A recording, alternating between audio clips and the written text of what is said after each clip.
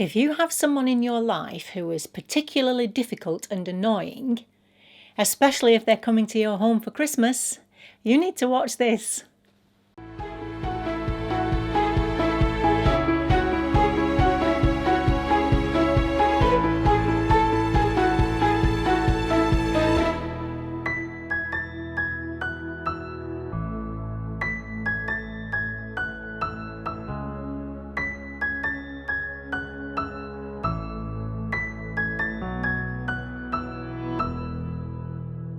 Hi, my name's Christine L. Conroy. Welcome to Happy Stuff and Fluff, a channel for women over 50 who are getting happy and growing younger. If this is your first time here, we have a new video out every week. If you subscribe and hit the bell, you'll be notified when a new video comes out, and we'd love to have you with us. Okay, so do you have someone in your life who's difficult and annoying? Let me have their address and I shall go around and squish them for you. End of video. Unfortunately, we can't go around squishing people who annoy us and whom we find difficult. Would that we could, but we can't. And equally, I don't know about the person who makes you feel annoyed and who's difficult. So I can't really talk about them. But it's you I want to talk about.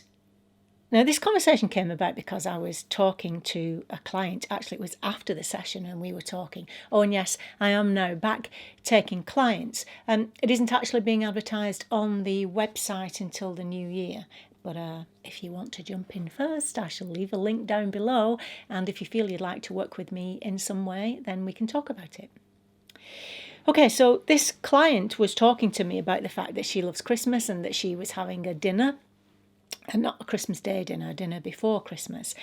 And one of the people attending this dinner is someone that she finds very difficult and annoying, and she can feel herself kind of going, oh, this person, she's coming, and she's allowing this to kind of be like a black cloud hanging over this dinner, which is a shame because she's looking forward to it in other respects and she wants to look forward to it and enjoy it.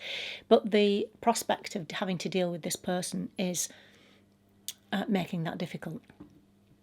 So we started to talk about it, and it turned out when we dug a little bit deeper, what was actually difficult and annoying about this person is that she always manages to put my client down in some way, and more often than not it's in front of other people.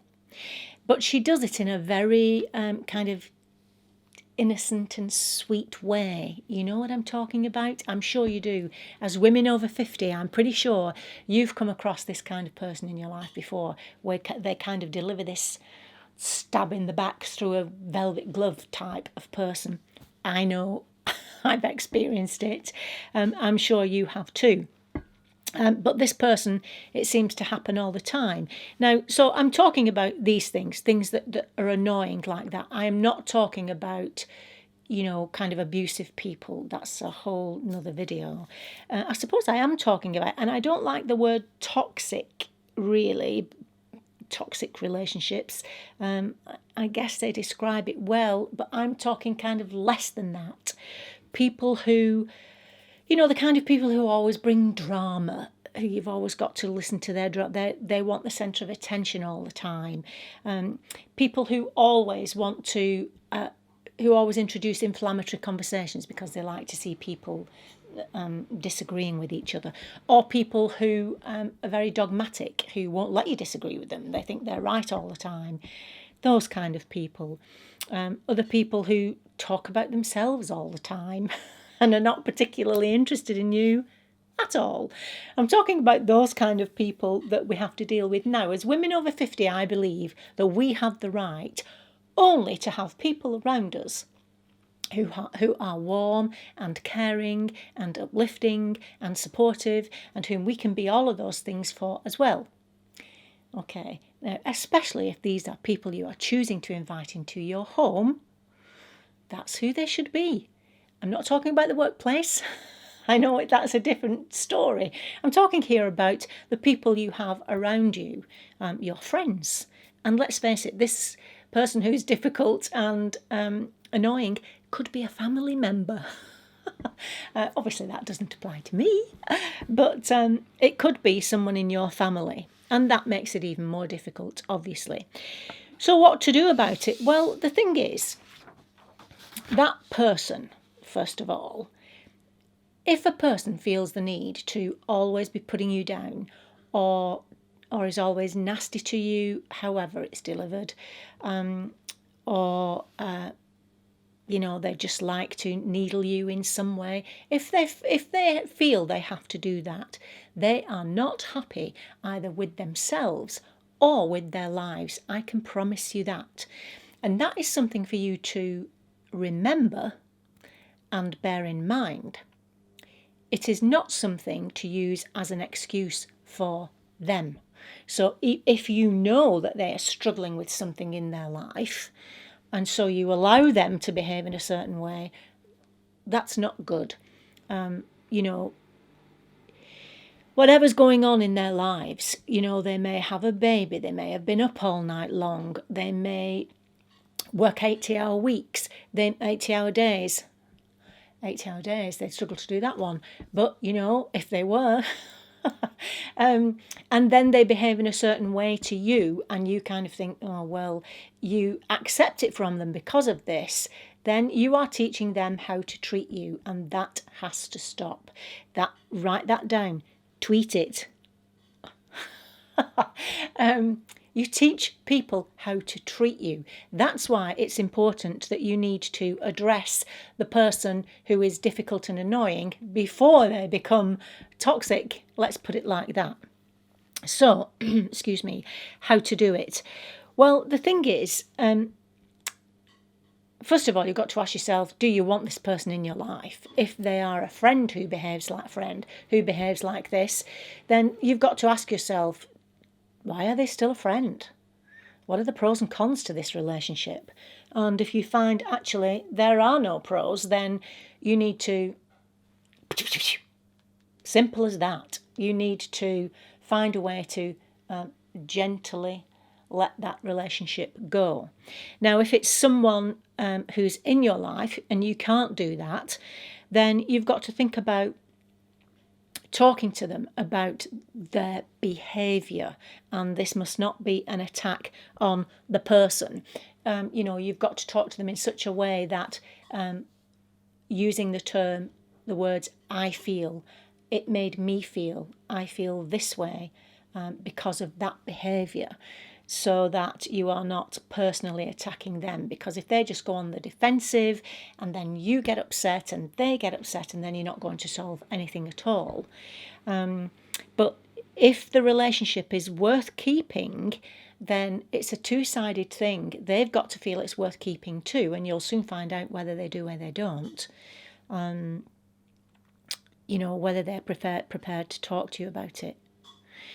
Something you must try to not do is to ruminate over the issue or to get into stinking thinking. So, for example, if somebody says something rude to you and something nasty to you, and you come away from that and then you think you're going over and over what they said or how they behaved, and then you're thinking, why were they like that?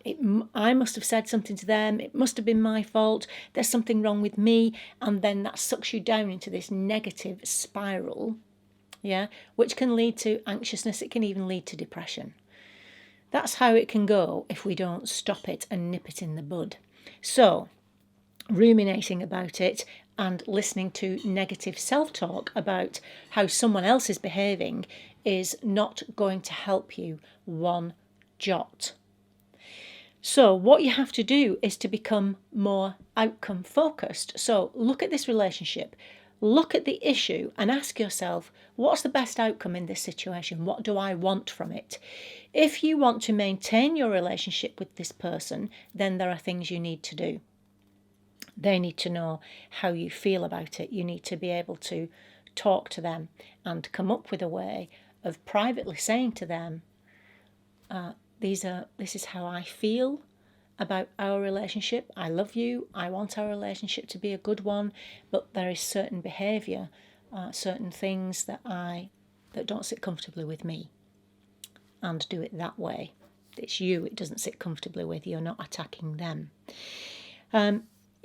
If you don't feel able to do that and say it's a family member, you can still distance yourself from them. You don't have to see them quite so often. But if that's the case, and you know that that person is coming and you can't distance yourself from it, then, arrange for that person to come, or try to get yourself in an emotional place where you can deal with it. Now, you can do that through, I have a meditation on my website that you can download. It's actually called a meditation for confidence, but it fits perfectly well with this because it's a great breathing exercise to help you to remain in a balanced state. So I talked about this with my client. Now, this person's coming. My client has set boundaries for herself, which is something that you need to do beforehand. This is what I will accept. This is what I won't accept. And if this person does something my client doesn't want to accept, then she will take her to one side privately and try to talk to her about it. If she doesn't feel she can do that, then I've simply said to her, get yourself out away from the situation to the bathroom or wherever, and do my confidence meditation or part of it to get yourself into balance, back to where you are, into a state where you feel, I am not going to allow this person to bug me. Because as we teach people how to treat us, we also allow people to make us feel a certain way. She can't make you feel annoyed. You are allowing her to make you feel annoyed, and it's looking at how that happens. What is it about that annoys you? Can you talk yourself through that? It's all of those things. But certainly, remember that you may need to acknowledge that you understand that things are going wrong with their lives, if you know that for sure. Even so, you need certain things from this relationship, and how can we get on an even keel where you can help them, maybe, with the things that are going on in their lives. But this is what you need from the relationship, so that you're showing compassion for them, but you're also showing them that their behaviour is nonetheless unacceptable to you. Okay? They may not know they're being annoying, that's the other thing, in which case they may need a gentle reminder. I had to speak to someone who swears a lot, or was swearing a lot around me. I know it's commonplace. The people using the F word an awful lot around me. I just don't feel comfortable, and I know that's me.